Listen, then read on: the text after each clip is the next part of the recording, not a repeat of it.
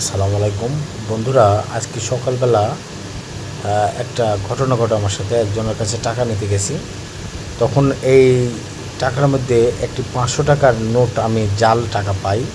সেই জাল টাকা নিয়ে আপনাদের একটা ভিডিও দিচ্ছি। দেখুন, এখানে দুইটি 500 টাকার নোট আছে। একটা এই দেখেন, এই টাকাটা হলো জাল, এই টাকার নাম্বার লাস্টে 26, এই টাকাটা হলো জাল। আর এটা হলো 50, এই টাকাটা হলো আসল টাকা। এই দুইটি টাকা কম্পেয়ার করলে দেখা যাচ্ছে উপরের টাকাটা আর নিচের টাকা, এই নিচের টাকার এই মজিবরের লোগোটা একটু স্পষ্ট, কিন্তু মজিবরের ফ্রেম ঠিক নেই।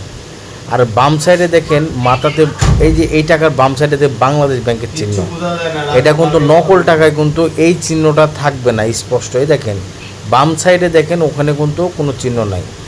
আর আরেকটা জিনিস যে এই দেখেন, এই যা নকল টাকার এই যে সিলটা দেখছেন, সিলের নিচে যে সাদা দাগ, এই এর ভিতরে আসল টাকা অসংখ্য 500 টাকার লোড থাকে, কিন্তু এই নকল টাকাতে এটা 500 টাকা থাকে না। এই দেখেন 500 দেখছেন, আর এই লাইনের মধ্যে ব্ল্যাক মার্কের মধ্যে 500 টাকার সংখ্যা থাকে। এটা শুধু আসল টাকাতেই থাকবে, উপরের টাকাটা আসল, আর নিচের টাকাটার রঙটা কিন্তু একটু লাইট থাকবে, কিন্তু এই কালারটা একটু ফ্যাকাশে থাকবে।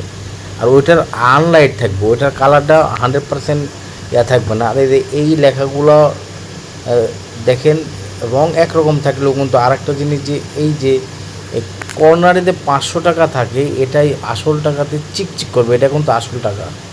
হ্যাঁ, আর দেখেন জাল টাকায় এই টাকাটা এই যে নড়াচড়া করলে ওই একটা রঙেই থাকবে।